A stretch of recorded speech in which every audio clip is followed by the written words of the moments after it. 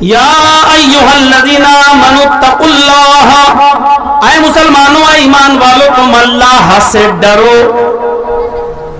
پہلی چیز اللہ سے ڈرو، پہلی چیز. دوسری چیز وَلْتَنْظُرْ نَفْسٌ مَّا قَدَّمَتْ لِغَدٍ، اور ہر انسان کو غور کرنا چاہیے کہ کل اس نے قیامت کے دن کے لیے کیا چیز بھیجی ہے، کیا آگے پیش کیا ہے، قیامت کے دن کے لیے اس نے کیا تیاری کی ہے. انہی دو چیزوں پر آج میری گفتگو ہوگی. پہلی چیز اللہ سے ڈرو، اور قیامت کا ذکر بعد میں کیا ہے. کیوں؟ کیونکہ جب اللہ کا ڈر ہی نہیں ہوگا تو قیامت کی تیاری بھی آپ نہیں کریں گے. جب ڈر نہیں تو کوئی بھی برا کام آپ کر سکتے ہیں، آپ کو اس کا احساس نہیں. شراب بھی پی سکتے ہیں، جوا بھی کھیل سکتے ہیں، زنا بھی کر سکتے ہیں، واٹس ایپ پر ایک نہیں 20 لڑکیوں سے چیٹنگ بھی کر سکتے ہیں، بات چیت بھی کر سکتے ہیں. ہماری ماں بہنوں کے اندر سے جب اللہ کا ڈر نکلے گا تو وہ بے پردگی کا مظاہرہ بھی کر سکتی ہیں. اسکول اور کالج کے نام پر گھر سے کہہ کر جانے والیاں اپنے بوائے فرینڈ کے ساتھ مارکیٹوں میں، نمائشوں میں، ایکسیبیشن میں بھی، اسٹیشنوں پر بھی اور چائے کی ہوٹلوں پر بھی وہ اپنے دن گزار سکتی ہیں. ان تمام چیزوں سے اگر بچنا ہے تو پہلے اللہ کا ڈر اور اللہ کا خوف پیدا کرو. یا ایھا الذین آمنوا اتقوا اللہ، اے ایمانوں والو تم اللہ سے ڈرو. اور جب اللہ کا ڈر ہمارے اندر پیدا ہو گیا، خوف آ گیا، تو اب دوسری چیز وَلْتَنْظُرْ نَفْسٌ مَّا قَدَّمَتْ لِغَدٍ، اب ہر انسان کو غور کرنا چاہیے کہ کل قیامت کے دن کے لیے اس نے کون سی تیاری کی ہے، کیا بھیجا اس نے قیامت کے دن کے لیے. یہ کنفرم ہے کہ قیامت آئے گی، اور دنیا میں کوئی ایسا مذہب، کوئی ایسا دھرم نہیں ہے جو اس بات کا انکار کرتا ہو. بائبل کہتی ہے ڈے آف ججمنٹ، دنیا ختم ہوگی اور ایک دن فیصلے کا ہوگا. اس دن سب کا فیصلہ ہوگا. اسی کو ہمارا قرآن کہتا ہے یوم الفصل، فیصلے کا دن. یوم الجزا، بدلے کا دن. یوم الآخر، لاسٹ ڈے. یوم القیامہ، قیامت کا دن. اور اسی کو ہندو دھرم کے اندر بھی کہا گیا ہے پرلے، اور کہیں کہیں مہا پرلے، یعنی سب سے بڑی مصیبت کا دن، جب دنیا وناش کی کگار پہ ہوگی اور دنیا مٹ جائے گی، ڈسٹرو ہو جائے گی، ختم ہو جائے گی. اور جس دن دنیا ڈسٹرو ہو جائے، ختم ہو جائے، مٹ جائے، اسی دن کو مہا پرلے کہا گیا ہے. ویدوں میں، پرانوں میں مطلب بالکل صاف ہے کہ کوئی بھی دھرم ایسا نہیں ہے جس نے آخری دن کا، قیامت کے دن کا اعتراف نہ کیا ہو، اقرار نہ کیا ہو، تسلیم نہ کیا ہو. اس لیے یہ تو کنفرم ہے کہ قیامت کا دن آئے گا، لیکن کب آئے گا اس کا علم کسی کو نہیں ہے. خود اللہ کے نبی صلی اللہ علیہ وسلم نے بھی فرمایا عندہ علم الساعہ، قیامت کا علم کب آئے گی، کس وقت آئے گی، اس کا صحیح علم صرف اللہ رب العالمین ہی کو ہے. بس اللہ کے نبی نے صرف اتنا کہا قیامت آئے گی، کب آئے گی، کتنے سالوں بعد آئے گی، کس وقت آئے گی، کتنے بجے آئے گی، کس دن آئے گی، اس کا صحیح علم صرف اللہ رب العالمین کو ہے. تو میرے پیارے ساتھیوں، اللہ کا ڈر ہمارے دلوں میں پیدا ہونا چاہیے، پہلی چیز. اور قیامت کے دن کے لیے کچھ تیاری کرنی چاہیے. تقوی ہمارے سماج کے اندر بھی آنا چاہیے. تقوی ہمارے معاشرے میں بھی آنا چاہیے، تقوی ہماری نیتوں میں بھی ہونا چاہیے، تقوی ہماری نمازوں میں بھی ہونا چاہیے، تقوی ہمارے روزوں میں بھی ہونا چاہیے، تقوی ہماری حج میں بھی ہونا چاہیے، تقوی ہماری قربانیوں میں بھی ہونا چاہیے، تقوی ہماری اپنی پرسنل زندگی میں بھی ہونا چاہیے، تقوی ہمارے بزنس اور ہمارے کاروبار میں بھی ہونا چاہیے، تقوی ہماری زندگی میں بالکل اس طریقے سے گھل جانا چاہیے جس طریقے سے رنگ پانی میں گھل جاتا ہے، ریڈ کلر گرین کلر آپ پانی میں ڈال دیں تو پانی میں وہ گھل جائے گا، پھر پانی سے رنگ کو الگ کرو تو نہیں نکلے گا، اور رنگ کو پانی سے الگ کرو تو نہیں۔ اب ہرا رنگ پانی میں ڈالا تو اس نے پانی کو ہرا کر دیا، پانی سے رنگ نہیں ہٹ سکتا اور رنگ سے پانی الگ نہیں ہو سکتا۔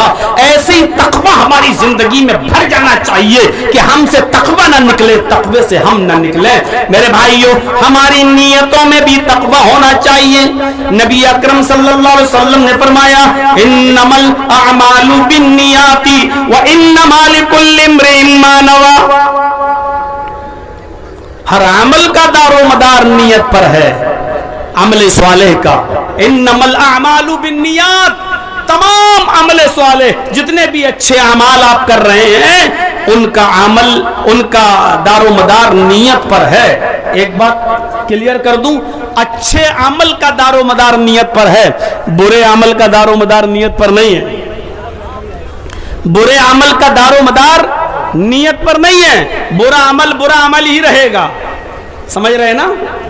مثلا میرے پڑوس میں ایک غریب لڑکی رہتی ہے، اس کی شادی ہونے والی ہے، اس کے ماں باپ کے پاس بیٹی کو دینے کے لیے کچھ نہیں ہے، اور جب تک کچھ ہوگا نہیں اس کے ہاتھ پیلے نہیں ہوں گے، کچھ تو چاہیے اس کی شادی کے لیے۔ جرجیت صاحب نے سوچا یار دینے کے لیے میرے پاس بھی کچھ نہیں ہے، کچھ نہیں دے سکتا، لیکن غریب لڑکی ہے، چلو ایسا کرتا ہوں کسی سونہار کی دکان میں گھس جاتا ہوں اور سونا چوری کر کے اس غریب لڑکی کی مدد کر دیتا ہوں۔ دیکھیے نیت ہماری اچھی ہے، نیت ہماری اس سونے کو اپنے اوپر استعمال کرنے کی نہیں ہے، نیت ہماری یہ ہے کہ اس سونے کو چرا کر ہم غریب لڑکی کی شادی میں خرچ کر دیں گے، یا کسی امیر گھر میں ڈاکہ ڈالتے ہیں اور وہاں سے جو مال ملے گا ہم غریب لڑکی کی شادی میں خرچ کر دیتے ہیں۔ نیت اچھی ہے ہماری، لیکن جو کام ہم کرنے جا رہے ہیں اس غریب لڑکی کی شادی کے لیے وہ کام غلط ہے۔ اس غلط کام میں ہماری نیت چاہے کتنی اچھی ہو، ہماری نیت کے اچھے ہونے کی وجہ سے وہ کام صحیح اور جائز نہیں ہو جائے گا۔ اب جرجیت صاحب کے لیے چوری کرنا جائز نہیں ہوگا، تو وہ جائز نہیں ہو سکتا ہے، وہ چیز جائز نہیں، وہ غلط ہے تو غلط ہی رہے گی۔ ہاں اچھے کام میں نیت اچھی چاہیے، اور اچھے کام میں نیت بری ہو گئی تو اچھا کام بھی بیکار۔ اچھے کام میں نیت اگر بری ہو گئی تو اچھا کام بھی بیکار۔ آپ کو یاد ہے؟ نہ یاد ہو تو سنیے، سنا ہوگا لیکن ہماری زبان سے سنیے۔ قیامت کا دن ہوگا، قیامت کا دن ہوگا، اللہ رب العالمین ایک ایسے آدمی کو حاضر کرے گا، ایک ایسے آدمی کو بلائے گا جس نے دنیا میں اللہ کی راہ میں لڑا ہوگا، میدان جنگ میں گیا ہوگا، گھر مکان چھوڑا ہوگا، بیوی بچے چھوڑے ہوں گے اور میدان جنگ میں قتل کر دیا گیا ہوگا۔ اللہ رب العالمین فرشتوں کو حکم دے گا، اے فرشتوں اس آدمی کو پکڑو اور اس کو جنت کے اندر ڈالا، اس کو جہنم کے اندر پھینک دو۔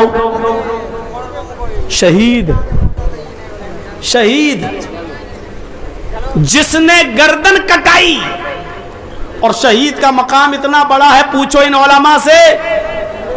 اللہ کے نبی فرماتے ہیں قیامت کے دن جب شہید اپنی قبر سے اٹھے گا تو اس کے جسم سے خون کے قطرے گر رہے ہوں گے۔ اللہ رب العالمین ان خون کے قطروں کو دیکھ کر کہے گا، اے فرشتوں अपने इस बंदे का मैं क्या हिसाब लूं, इस बंदे का क्या मैं मामला तय करूं, इस बंदे का मैं हिसाब किताब नहीं लूंगा। ये तो मेरी राह में अपनी जान की कुर्बानी देकर आया है, सब कुछ लुटा कर आया है। आए फरिश्तों जाओ, इस बंदे को मैंने बगैर हिसाब किताब के जन्नत के अंदर दाखिल कर दिया, ले जाओ और जन्नत के अंदर पहुंचा दो। मेरे भाइयों, तसव्वुर करो कि शहीद का इतना बड़ा दर्जा। लेकिन अल्लाह के नबी कहते हैं किस आदमी को जिसकी गर्दन कटी होगी दुनिया में, अल्लाह कहेगा फरिश्तों जहन्नम में ले जाओ। वो कहेगा आय अल्लाह, मैंने दुनिया में अपना घर, अपना मकान, अपनी बीवी, अपने बच्चे, अपनी जायदाद सब कुर्बान कर दी थी, सब छोड़कर चला गया और मैं इतना लड़ा काफिरों से कि मैंने कई काफिरों को मारा भी और फिर तेरी राह में मैं कत्ल भी कर दिया गया, मैं मारा भी गया, मेरी जान भी चली गई और इसके बावजूद तो मुझे जहन्नम में दाखिल कर रहा है। अल्लाह कहेगा मेरे बंदे, दुनिया में तूने अपने बीवी बच्चों को छोड़ा, ये सही था। दुनिया में तूने अपने जमीन और जायदाद को तर्क किया, ये भी सही है। दुनिया में तू लड़ा, ये भी सच है। तूने कई काफिरों को मारा, ये भी सच है। तू भी मारा गया, तेरी गर्दन पर भी तलवार चली, ये भी सच है। लेकिन तू अल्लाह की राह में नहीं लड़ रहा था। लड़ते लड़ते तेरे दिल में ये ख्याल पैदा हो गया कि लोग तुझे बहुत बड़ा बहादुर कहें, लोग तुझे बहुत बड़ा हिम्मत वाला कहें। लोगों की नजरों में अच्छा बनने के लिए तू मैदान जंग में गया था, लड़ा था, कत्ल हुआ था। तू मेरी राह में कहां लड़ा था? अपनी इज्जत के लिए लड़ रहा था। फरिश्तों जाओ, इसको जहन्नम में फेंक दो। देखिए काम अच्छा था, घर छोड़ा, मकान छोड़ा, बीवी छोड़ी, बच्चे छोड़े, अच्छा काम था, अपनी जान का नजराना दिया, लड़ा, काम अच्छा था। लेकिन नीयत बुरी थी। नीयत क्या थी कि लोग उसे बहुत बड़ा बहादुर कहें। कहां गया? जहन्नम में। अच्छे काम में नीयत अच्छी होनी चाहिए। बुरे काम में नियत अच्छी करने से कोई फायदा नहीं, बुरा तो बुरा ही रहेगा। अच्छे काम में नियत अच्छी होगी तो कबूल होगा। अच्छे काम में अगर नियत बुरी हुई तो वो भी गया, अच्छा काम भी बेकार। तो मेरे भाइयों, इन्नमल अमालु बिन्नियात, अच्छे अमलों का, नेक अमलों का दारोमदार नियत के ऊपर है। नियत में भी तकवा आना चाहिए, अल्लाह का खौफ। जो भी काम करने जा रहे हो अल्लाह के लिए करो, खालिसतन लिल्लाह, अल्लाह के लिए। हजरत अली रजी अल्लाह तआला अन्हु एक यहूदी से लड़ रहे थे। हजरत अली एक यहूदी से लड़ रहे थे। लड़ते लड़ते और इस शर्त पे लड़ाई हो रही थी दोनों में, या तो तुम मुझे मार दो या मैं तुम्हें मार दूं। चलो आओ लड़ते हैं। और दोनों जंग कर रहे हैं, या तो तुम मुझे मार दो या मैं तुम्हें मार दूं। ये लड़ाई अल्लाह के लिए हो रही थी। लड़ते लड़ते दोनों, कभी अली नीचे, कभी यहूदी नीचे, कभी अली ऊपर, कभी यहूदी नीचे। और फिर एक मौका ऐसा आया कि हजरत अली का दांव चल गया और हजरत अली उस यहूदी के सीने पर बैठ गए। उस यहूदी के सीने पर बैठ गए और खंजर उसके सीने पर मारने वाले थे, उसको खत्म करने वाले थे। उस यहूदी ने एक चाल चल दी। यहूदी चाल चलने में बड़े माहिर होते हैं। यकीन ना आए तो इजराइल को देख लो, अमेरिका की इस हराम और नाजायज औलाद को देख लो। इजराइल किसी का बेटा तो नहीं है, ये तो अमेरिका की हराम और नाजायज औलाद है ये। तो मेरे भाइयों, मैं कहना ये चाह रहा था कि यहूदी बड़ी साजिश और बड़ी खतरनाक चालें चलता है। देख लीजिए इजराइल चारों तरफ से अरबों के बीच में फंसा है जैसे 32 दांतों के बीच में जबान, लेकिन इसके बावजूद उसकी चालें देख लो, उसकी रणनीति देख लो, उसका खाका देख लो। आज भी उसने हमें इतना गुलाम बना डाला है कि आज भी हम कोक, पेप्सी, थम्स अप और ये तमाम की तमाम कोल्ड ड्रिंक से जो चलती हैं, آج ہم مسلمان ہو کر یہ ساری کی ساری چیزیں آج اپناتے ہیں، کولگیٹ کی شکل میں، کلوزپ کی شکل میں، ٹوتھ پیسٹ کی شکل میں، آج بھی ہم ان کے بندھن سے بندھے ہوئے ہیں، ہم آزاد نہیں ہو سکتے ہیں۔ ارے اگر تم فلسطین کے لوگوں کی ویسے مدد نہیں کر سکتے ہو تو کم سے کم اسرائیل کی ان چیزوں کا بائیکاٹ کر کے کم سے کم کچھ تو نقصان پہنچاؤ، لیکن یہ بھی تم نہیں کر سکتے ہو۔ اپنے بچوں کو جو گیم موبائل میں کھلوا رہے ہو وہ سارے کے سارے گیم اسرائیل بناتا ہے اور اسرائیل طے کرتا ہے۔ میرے بھائیوں، آج بھی ہم اسرائیل کی مدد ہی تو کر رہے ہیں، کسی نہ کسی شکل میں کر رہے ہیں۔ اس یہودی نے ایک چال چلی، اور چال کیا چلی؟ اپنے منہ میں بہت سا تھوک جمع کیا، ایسے کر کے تھوک، اور جیسی حضرت علی نے اس کے اوپر خنجر مارنا چاہا، اس نے حضرت علی کے منہ پہ تھوک دیا، پھو، حضرت علی کے چہرے پر وہ تھوک پڑا، خنجر ہٹا دیا، تھوک پوچھنے لگے، ایسے کی آستین تھا۔ اب اور غصہ آیا، کمینہ تھوکا میرے اوپر، پھر اٹھا کے خنجر مارنے ہی والے تھے، کیونکہ مزید غصہ آیا، زیادہ غصہ آ گیا، کمینہ تھوک اور رہا ہے، لیکن پتہ نہیں وہ خنجر اس کے سینے کے بالکل قریب جاتا ہے۔ حضرت علی روک لیتے ہیں، اور روکنے کے بعد خنجر پھینک کر اس کے اوپر سے ہٹ جاتے ہیں، چل ہٹ بھاگ یہاں سے۔ اس نے کہا علی شکریہ، میرے کئی بچے ہیں آج یتیم ہو جاتے، میری بیوی بیوہ ہو جاتی، چھوڑنے کا بہت بہت شکریہ، لیکن اتنا بتا دو اے علی، میں نے تو آپ کے منہ پر اس لیے تھوکا تاکہ آپ کو اور زیادہ غصہ آئے، اور میں نے دیکھا کہ آپ غصے میں آپ کی آنکھیں لال ہو گئیں، آپ کو غصہ آیا بھی تھا، اس غصے میں تو آپ کو مار ہی ڈالنا چاہیے تھا، لیکن غصے میں آپ نے اپنے آپ کو کنٹرول کر لیا ہے، اور اس مزید غصے میں آپ نے مجھے چھوڑ دیا ہے۔ ارے جب آدمی کو غصہ زیادہ آتا ہے تو اور زیادہ غلط کام کرنے میں اندھا ہو جاتا ہے۔ آپ کو میں نے اور مزید غصہ دلایا، اس غصے میں تو آپ کو مار ہی ڈالنا چاہیے تھا، لیکن آپ نے چھوڑ دیا۔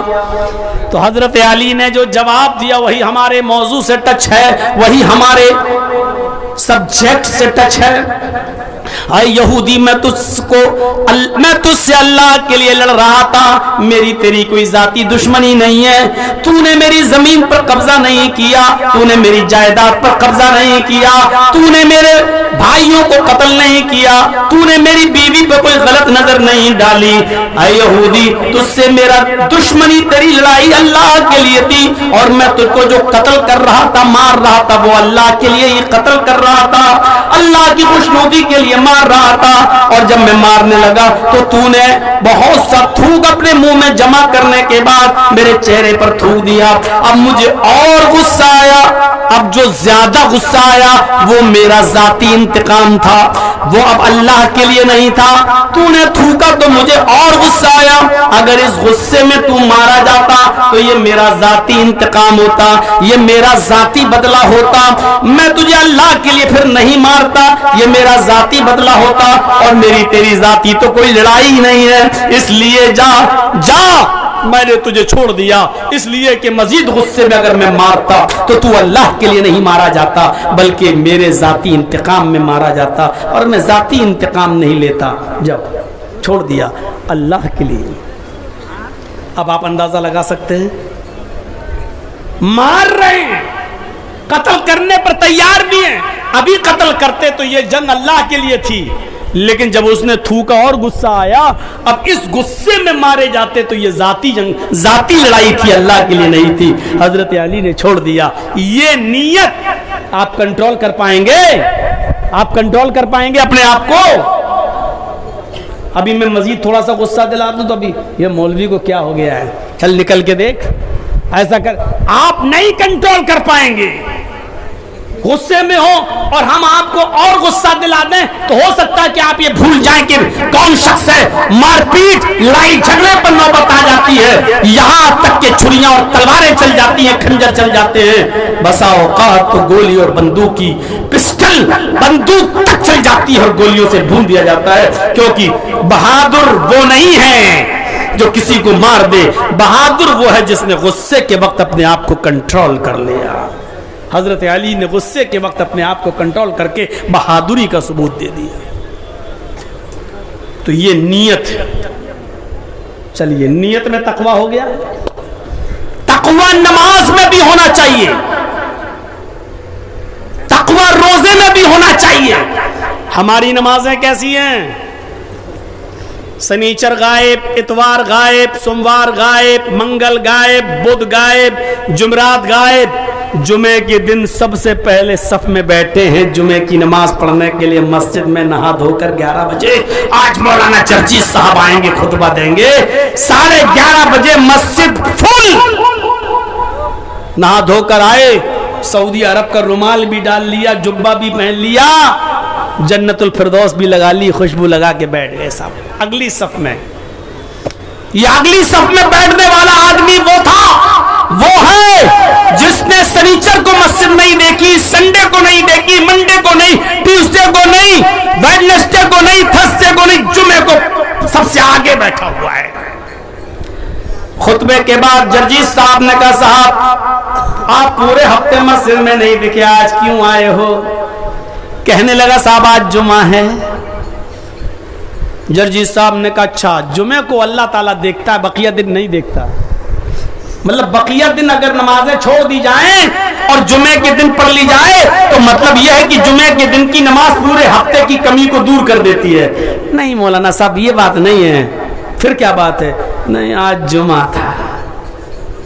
اچھا جمعہ تھا, مطلب یہ کہ اللہ تعالیٰ جمعے ہی کے دن اپنے بندے پر نظر رکھتا ہے, بقیہ دن چشم پوشی اختیار کر لیتا ہے.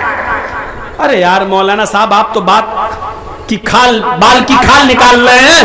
نہیں ایسی بات نہیں ہے. اللہ آج جمعہ تھا. اچھا جمعہ تھا تو کیا مطلب, کہنا کیا چاہتے ہو؟ ارے کل نہیں آئے تھے, پرسوں نہیں آئے تھے, پھر آج کیوں آئے ہو؟ کیا اللہ آج دیکھ رہا تھا اور بقیہ دن نہیں دیکھتا؟ نہیں ایسی بات نہیں. تو پھر آج کیوں آئے ہو؟ لاسٹ میں کہنے لگا ارے مولانا صاحب بات یہ ہے اگر جمعے کے دن بھی نماز نہیں پڑھیں گے تو میرے گاؤں والے کیا کہیں گے کہ دیکھو کتنا بڑا کمینہ انسان ہے, وہ جمعے تک کی نماز نہیں پڑھتا ہے. دیکھا آپ نے, لاسٹ میں یہ بات کہہ دی کہ وہ جمعے تک کی نماز نہیں پڑھتا ہے. اس کا مطلب یہ ہے کہ تم جمعے کے دن بھی آئے ہو تو اللہ کے لیے نہیں آئے ہو. یہ ایک دن بھی آپ نے نماز پڑھی بھی ہے تو گاؤں محلے اور سماج والوں کے ڈر سے یہ لوگ یہ نہ کہے کہ دیکھو جمعے تک کی نماز نہیں پڑھتا ہے. ایک ٹائم کی نماز ہفتے میں ہم پڑھ بھی رہے ہیں, وہ بھی محلے والے اور گاؤں والوں کے ڈر سے. کہاں ہے نماز میں تقویٰ؟ اب آپ جو محلے والوں کے ڈر سے نماز پڑھنے گئے ہو نا, یہ نماز تو چھوڑ دو قبول ہوئی نہیں, بلکہ یہ آپ شرک اور کر رہے ہیں, کیونکہ آپ کی نماز اللہ کے ڈر سے نہیں ہو رہی ہے, گاؤں محلے اور سماج والوں کے ڈر سے ہو رہی ہے. یہی نماز شرک ہو گئی. آپ نے کیا سمجھ رکھا ہے شرک وہی ہے کہیں جا کر ہاتھ جوڑ لو, ماتھا ٹیک لو, بتوں کے سامنے اور مورتیوں کے سامنے اپنا سر جھکا لو, یہی شرک ہے؟ نہیں نہیں بھائی, نماز جیسی عبادت اللہ کو چھوڑ کر کسی غیر کے گاؤں سماج اور محلے کے ڈر سے اگر آپ پڑھنے آئے ہیں تو یہ بھی شرک ہے. دلیل چاہیے؟ سننا چاہتے ہو تو سنو.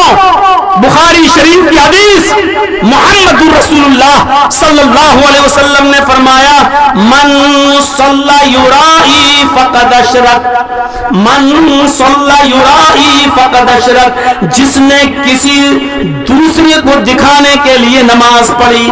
من صلی یرائی, جس کی نماز میں دکھاوا آ گیا. من صلی یرائی, جس نے گاؤں والوں کو دکھانے کے لیے, محلے والوں کو دکھانے کے لیے, سماج کو دکھانے کے لیے, سوسائٹی کو دکھانے کے لیے, معاشرے کو دکھانے کے لیے نماز پڑھی, فقط اشرک, اس نے شرک کیا. اس حدیث کے آ جانے کے بعد کیا کوئی کہہ سکتا ہے ایک ٹائم کی ہم نماز بھی پڑھ رہے ہیں وہ بھی گاؤں والوں کے ڈر سے؟ یہ بھی شرک ہو گیا. بھی ہونا چاہیے. کیسا تقویٰ؟ حی علی الصلاۃ، آؤ نماز کی طرف. کام دھندا بند، کھیتی باڑی بند، دکان بند، بزنس بند. اپنے گھر میں وضو بناؤ، چل دو مسجد کی طرف. جتنے قدم تمہارے مسجد کی طرف بڑھیں گے، ہر ایک قدم پر اللہ ایک نیکی دے گا اور ہر ایک قدم پر ایک گناہ کو معاف کرے گا، ایک خطا مٹائے گا. مسجد کے اندر چلے جاؤ. یہ ہے اللہ کا ڈر کہ اذان کی آواز سنی فوراً مسجد کے اندر، اذان کی آواز سنی فوراً مسجد کے اندر. ادھر اذان کی آواز آتی ہے، ادھر سر کے اوپر کمبل ہے، بلینکٹ ہے. جنوری کی سخت سردیاں ہیں، جنوری کی سخت سردیاں ہیں اور ٹھٹر رہے ہیں، ہونٹوں سے ہونٹ ٹکرا رہے ہیں. ہمارے سر تک کھولنے کی ہمت نہیں پڑ رہی ہے. ایسے ہی میں ایک مؤذن مسجد کے اندر کھڑے ہو کر اذان کی آواز کلمات بلند کرتا ہے اور اس کی زبان سے جملے نکلتے ہیں، الصلاۃ خیر من النوم. اور گہری نیند میں سونے والے، بلینکٹ اوڑھ کر سونے والے، لحاف اوڑھ کر سونے والے، سردیوں کی ٹھنڈ رات میں گرم کپڑے پہنے پہنے سونے والے، نیند سے بہتر نماز ہے. اذان کی آواز تیرے کانوں میں چلی گئی ہے، اب تجھے اپنے گھر میں بھی نماز نہیں پڑھنی ہے، اب تجھے مسجد کی طرف آنا ہے. میرے بھائیوں غور کرو، اب تجھے اپنے اوپر سے کمبل ہٹانا ہے، بلینکٹ ہٹانا ہے، لحاف ہٹانا ہے. اگر تیرے پاس گرم پانی کا انتظام نہیں ہے، گیزر نہیں ہے، ہیٹر نہیں ہے، تو تجھے اللہ کی رضامندی کے لیے ٹھنڈے پانی سے وضو بنانا ہے اور پھر کوئی شال کپڑا گرم پہن کر سیدھے مسجد کی طرف آنا ہے.